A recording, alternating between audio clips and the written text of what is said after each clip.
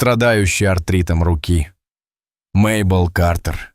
Перестали подрезать кусты лаванды, когда она заметила двух маленьких детей, нерешительно идущих по тротуару к ее дому. 75-летняя вдова почувствовала, как забилось ее сердце, когда девочки, чьи короткие кудрявые волосы подпрыгивали при каждом шаге, подошли ближе. Их глаза были широко раскрыты, движения осторожными, как будто они несли груз, слишком тяжелый для их нежного возраста. Когда они, наконец, добрались до крыльца, у Мейбл перехватило дыхание, а девочки посмотрели на нее с выражением полного беспокойства на лицах. Затем тихими, как шепот, голосами они произнесли слова, которые потрясли основы спокойной жизни Мейбл и втянули ее в непредвиденную битву, в которой она никак не ожидала принять участие. На Элмвуд-Лейн было ясное утро. Пчелы перелетали с цветка на цветок, а шелест листьев создавал приятную симфонию, пока Мейбл ухаживала за своим маленьким садиком. Ее задний двор — буйство красок от тщательно выращенных роз. Лаванда и бархатцы были ее гордостью и отрадой. В ее возрасте простые радости садоводства были тем, что заставляло ее продолжать работать. Каждое растение рассказывало свою историю, а каждый цветок напоминал ей о смехе и радости, которые она делила со своим покойным мужем Генри. Мейбл вздохнула, оглядывая окрестности.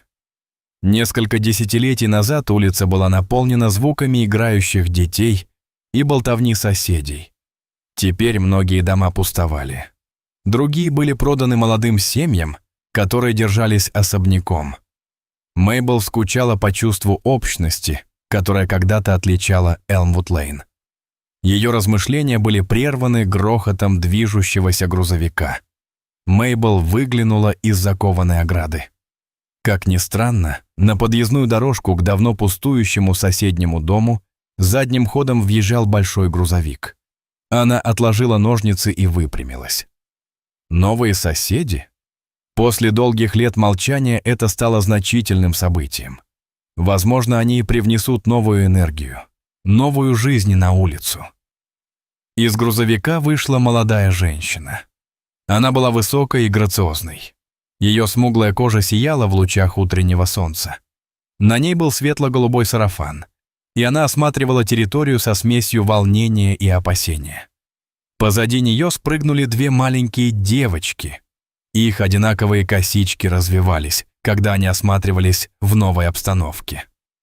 Девочкам было не больше 7-8 лет, и их широко раскрытые от любопытства глаза тронули сердце Мейбл.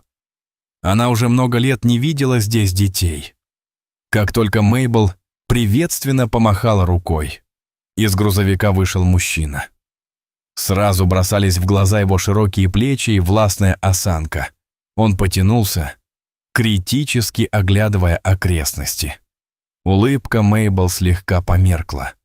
Он казался суровым, и его присутствие было пугающим. Она не могла не задаться вопросом о динамике их отношений. «Назад. Не судите слишком поспешно», — пробормотала она себе под нос, решив дать им время освоиться, прежде чем представиться. Следующим вечером Мейбл сидела в своей уютной гостиной и пила чай, а тишину нарушало тихое потрескивание огня в камине. По телевизору показывали документальный фильм о тропических лесах Амазонки, но ее мысли были заняты ее новыми соседями. Шторы в их доме оставались плотно задернутыми, и с тех пор, как уехал грузовик, не было никаких признаков жизни. Внезапно тишину нарушил громкий хлопок.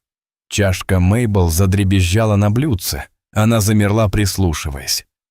Затем раздался приглушенный крик, пронзительный и полный страха. Ее пульс участился. Казалось, звук доносился со стороны соседнего дома. Мейбл напрягла слух, но снова воцарилась тишина. Ее мысли метались в голове. Может, ей показалось. Новизна соседской семьи заставила ее усомниться в правильности поспешных выводов. «Они, наверное, просто осваиваются», — подумала она, хотя и было не по себе. Тем не менее, она решила разобраться по-своему.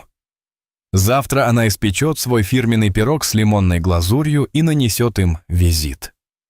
На следующее утро Мейбл стояла на пороге соседнего дома, держа в руках аккуратно завернутый пирог. Когда дверь открылась, ее встретила молодая женщина, с которой она встречалась накануне. Присмотревшись, Мейбл заметила тени у нее под глазами и напряженную позу. «Доброе утро». «Привет», — бодро начала Мейбл. «Мейбл Картер, ваша соседка. Я подумала, что должна принести вам кое-что, чтобы поприветствовать вас на Элмвуд-Лейн».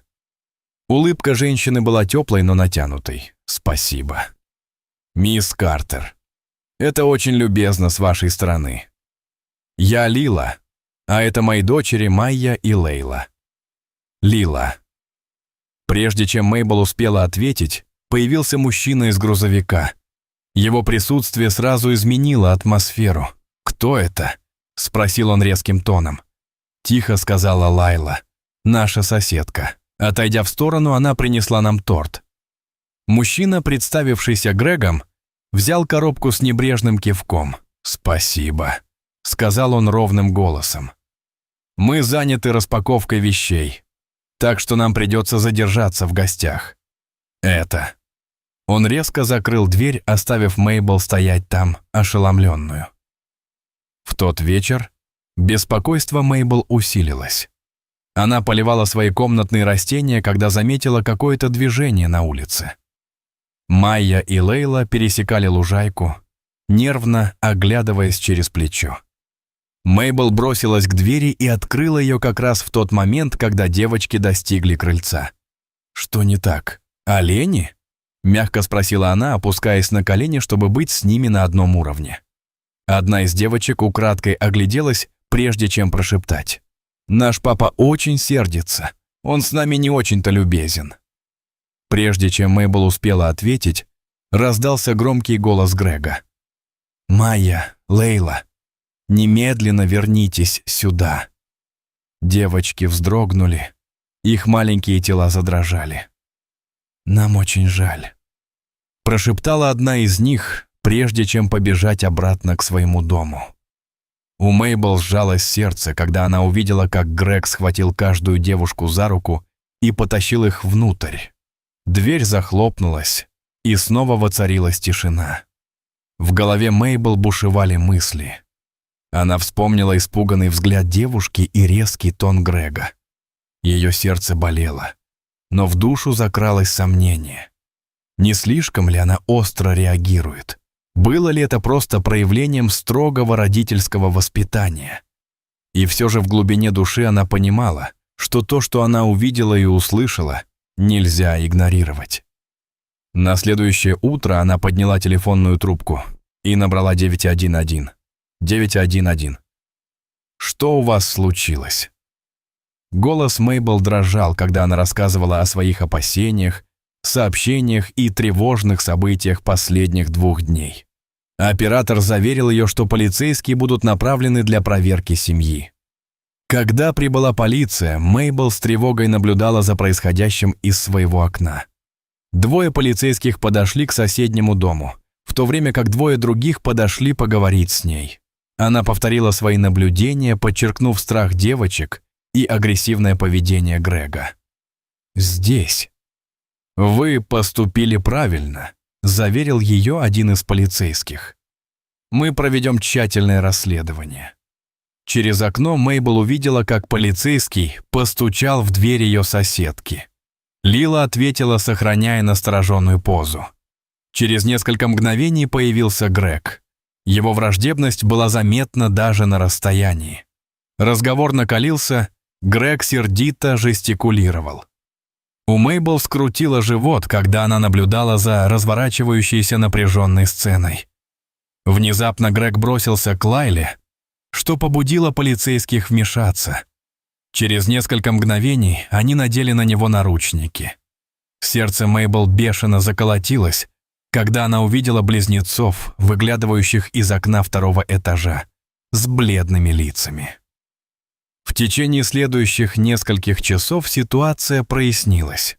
Лила со слезами на глазах рассказала о годах эмоционального и физического насилия. Ее голос дрожал, но звучал решительно. Полицейские заверили ее, что теперь она и девочки в безопасности. Когда Грега увезли, Лайлу и близнецов отвезли в дом Мейбл, где они нашли временное убежище. Мейбл встретила их с распростертыми объятиями, предложила чай и безопасное место. «Ты не одна», — сказала она Лайле. Ее голос звучал твердо. «Мы справимся с этим вместе». В последующей неделе Мейбл стала опорой для Лайлы и девочек. Ее дом превратился из уединенного убежища в оживленный центр исцеления. Близнецы находили утешение в тепле Мейбл, в то время как Лайла обращалась к ней за советом в трудных ситуациях, связанных с перестройкой их жизни. Однажды вечером, когда они вместе ужинали, Майя подняла глаза на Мейбл и спросила: «Ты наш ангел-хранитель?» Глаза Мейбл наполнились слезами. «Нет, моя дорогая», — тихо ответила она, «просто соседка, которой не все равно».